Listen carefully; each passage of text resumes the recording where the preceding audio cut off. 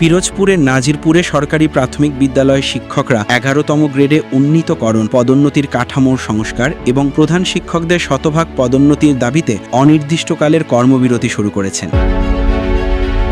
শিক্ষকরা অভিযোগ করেছেন, রাজধানীতে শান্তিপূর্ণ সমাবেশ চলাকালে পুলিশের সাউন্ড গ্রেনেড ও জলকামান ব্যবহারের ঘটনার প্রতিবাদে তারা এই কর্মবিরতিতে নেমেছেন। রোববার ৯ নভেম্বর সকাল থেকে নাজিরপুর উপজেলার প্রায় সব সরকারি প্রাথমিক বিদ্যালয় পাঠদান কার্যক্রম বন্ধ রয়েছে। বিদ্যালয়গুলিতে গিয়ে দেখা গেছে কিছু শিক্ষার্থী মাঠে খেলছে, কেউ আবার বেঞ্চে বসে সময় কাটাচ্ছে।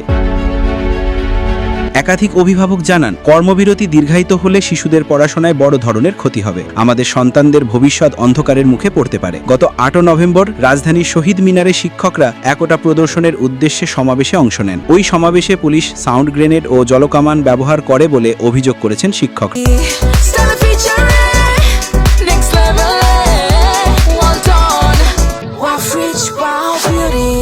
এর প্রতিবাদে সারা দেশের মতো নাজিরপুরের শিক্ষকরাও অনির্দিষ্টকালের কর্মবিরতি ঘোষণা করেন।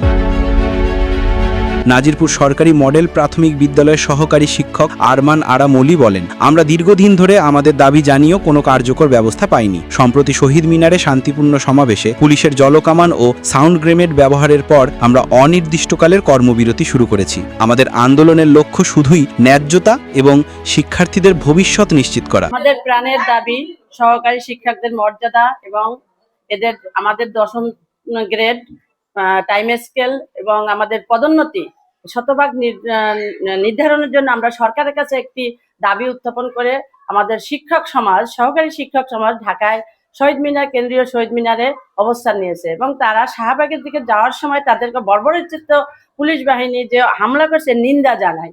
এর জন্য আমরা আমাদের শিক্ষক ভাই বোনেরা যে আহত হয়েছে, এর জন্য আমরা সমস্ত বাংলাদেশের শিক্ষকরা কর্মবিরতি পালন করতেছি।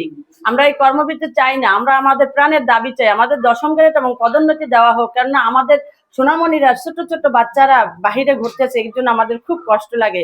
আমরা চাই সরকার আমাদের দাবি মেনে নেক এবং আমাদের 10তম গ্রেড এবং পদোন্নতি এবং উচ্চতর গ্রেড দেওয়া হোক। নাজিরপুর উপজেলা প্রাথমিক শিক্ষক সমিতির সাধারণ সম্পাদক মোহাম্মদ আলমগীর হোসেন জানান, শিক্ষার্থীদের পড়াশোনার ক্ষতি আমরা চাই না, কিন্তু দীর্ঘদিন ধরে আমাদের দাবি উপেক্ষা করা হয়েছে। আমরা আশা করি সরকার আমাদের দাবির প্রতি মনোযোগ দেবে এবং দ্রুত সমাধান করবে। শিক্ষকদের বেসিস মনে করিয়া ইচ্ছামতো যত ধরনের অত্যাচার আছে সব করছে এবং রক্তে রঞ্জিত করে দিয়েছে।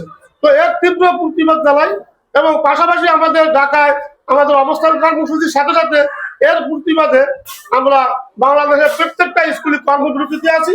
আমরা কর্মবিরতি পালন করব এবং এই সরকারের এই নেককারজনক কাজের জন্য ধিক্কার জানাই। উপজেলা প্রাথমিক শিক্ষক সমিতির সভাপতি AKM ফয়সাল আলম বলেন, আমরা ক্লাসে ফিরতে চাই, কিন্তু তার আগে চাই আমাদের প্রাপ্য সম্মান ও ন্যায্য গ্রেড। সহকারী শিক্ষকদের 11তম গ্রেডে উন্নীতকরণ, পদোন্নতির কাঠামোর সংস্কার এবং প্রধান শিক্ষকদের শতভাগ পদোন্নতি আমাদের ন্যায্য দাবি। দাবি পূরণ না হওয়া পর্যন্ত আন্দোলন চলবে। আমাদের এই যৌক্তিক দাবি সরকার অচিরেই মেনে নেবে এবং আমরা ক্লাসে ফিরবো। আগামীতে আমাদের তৃতীয় প্রান্তিক মূল্যায়ন বৃত্তি পরীক্ষা, এত বছর পরে বৃত্তি পরীক্ষা শুরু হবে। সেই বৃত্তি পরীক্ষা সোনামণিদেরকে নিয়ে আমরা ক্লাস করতে পারতেছি না, আমরা মার খাচ্ছি। আমরা অত্যন্ত মর্মাহত। আপনাদের মাধ্যমে আমরা সরকারের কাছে উদাত্ত আহ্বান জানাচ্ছি যাতে আমরা আমাদের প্রাণের দাবি বাস্তবায়িত হয়। শিক্ষকরা জানিয়েছেন, তাদের আন্দোলন রাজনৈতিক নয়, সম্পূর্ণ পেশাগত দাবি আদায়ের আন্দোলন। অন্যদিকে শিক্ষার্থী ও অভিভাবকরা দ্রুত সমস্যার সমাধান চেয়ে প্রশাসনের হস্তক্ষেপ কামনা করেছেন। পিরোজপুর থেকে বিশেষ প্রতিনিধি মোহাম্মদ শফিকুল ইসলাম শফিক, নিউজ ডেস্ক, আজকের খবর 24 বিডি।